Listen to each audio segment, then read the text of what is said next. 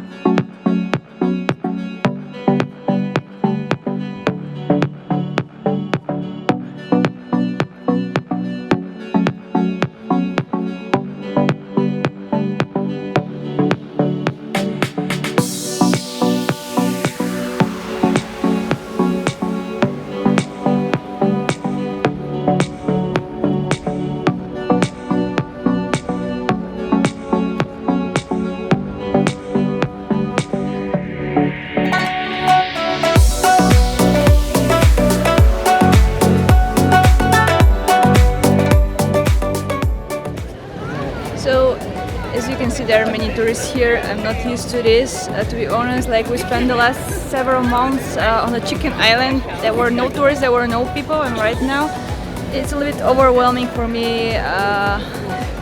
Yes, many people passing by. I know it is not as bad as it always is, because Vienna is a very touristy destination. But still, after the whole pandemic, like the empty islands in Asia, it feels like a crazy city right now. So I try to walk very fast and film, but when you stop, then you can notice like the people that are running around you.